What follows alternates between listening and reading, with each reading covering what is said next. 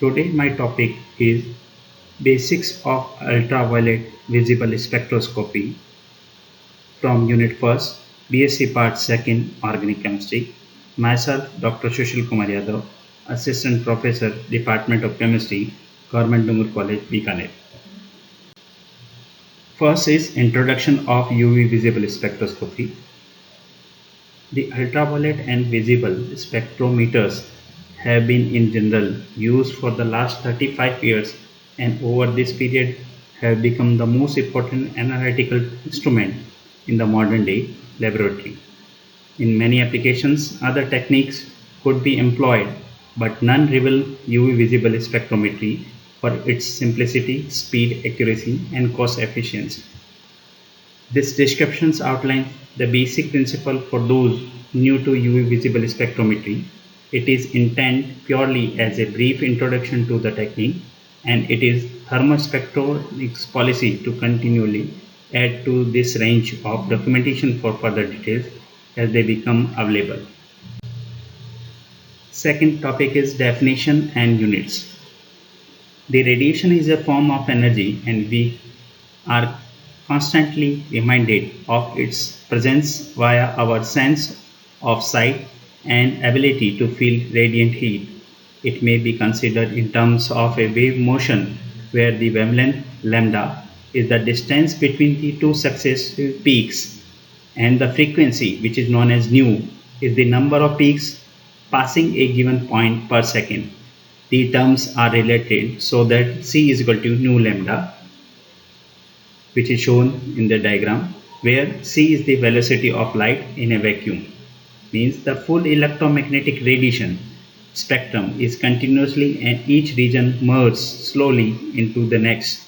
That means electromagnetic radiations are electric and magnetic fields are perpendicular to each other, and these electromagnetic radiations can travel in vacuum and it is not deflected in the fields. Means other units which may be encountered but those used in non-discourse are the angstrom and the millimicron shows in the table. For convenience of reference, definition of the various spectral regions have been set by the Joint Committee or Nomenclature in Applied Spectroscopy. These are the regions of UV and visible, which is shown in the table, the regions and their wavelengths. The regions are far ultraviolet, near ultraviolet and visible. Then after near IR, middle IR, far IR and microwave, and shows their wavelengths. The human eye is only sensitive to a tiny proportion of the total electromagnetic spectrum between approximately 380 to 780 nm, and within this area we perceive the colors of the rainbow from violet to red. If the full electromagnetic spectrum shown in the figure was redrawn on a linear scale and the visible region was represented by the length of 1 centimeter, then the boundary between radio and microwave should have to be drawn approximately 25 km away. Means the diagram it shows the electromagnetic spectrum are classified into cosmic rays, from left to right, cosmic rays, gamma rays, X-rays, UV, then visible, then IR, and the last one, that is microwave. Radiation source. Besides the sun, the most conveniently available source of visible radiation with which we are familiar to the tungsten lamp. If the current in the circuit supplying such a lamp is gradually increased from zero, the lamp filament at first can be felt to be emitting warmth, then glows dull red and gradually brightens until it is emitting an intense white light and a considerable amount of heat. The radiation from normal hot solids is made up of many wavelengths, and the energy emitted at any particular wavelength depends largely on the temperature of the solid and is predictable from the probability theory. The energy distribution for a tungsten filament at 3 different temperatures such radiation is known as blackbody radiation. how the emitted energy increase with the temperature, and how the wavelength of maximum energy shift to the shorter wavelength.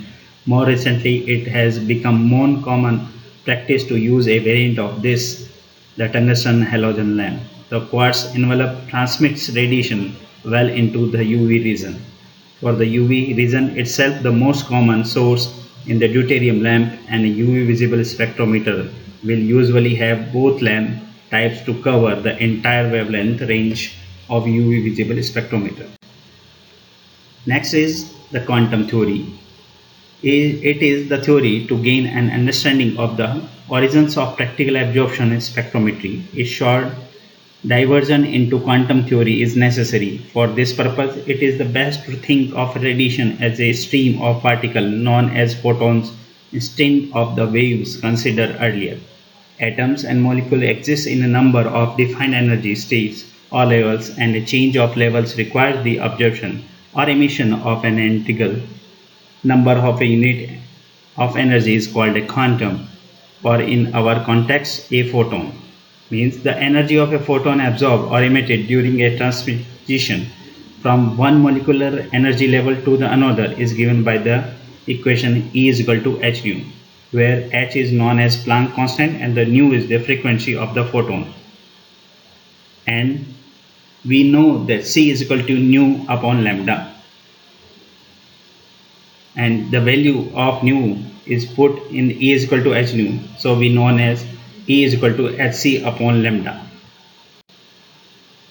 Thus, the shorter the wavelength, the greater the energy of the photon, and vice versa. A molecule of any substance has an internal energy which can be considered as the sum of the energy of its electron, the energy of vibration between the constituents, atoms, and the energy associated with the rotation of the molecule. The electronic energy levels of simple molecules are widely separated, and usually only the absorption of a high energy photon, that is one of very short wavelength, can be excited a molecule from one level to another. These are the energy levels. First one diagram shows the electronic levels, the second one shows the vibrational levels, and the third one, which is known as rotational level. These are the energy levels of a molecule. In a complex molecules, the energy levels are more closely spaced, and photons of near ultraviolet and visible lights can affect the transition. These substances therefore will absorb light in some areas of the near ultraviolet and visible regions. The vibrational energy states of the various parts of a molecule are much closer together than the electronic energy levels. Thus, the protons of lower energy are sufficient to bring about vibrational changes. Light absorption due to only to vibrational changes occurs in the IR region. The rotational energy state of a molecule are so closely spaced that light in far IR and microwave regions of the electromagnetic spectrum has enough energy to cause these small changes. Means, in this topic we discussed the introduction of ultraviolet visible region and definition and their units. Then after the radiation sources, and the last one, that is the quantum theory for ultraviolet visible spectroscopy. Thank you very much.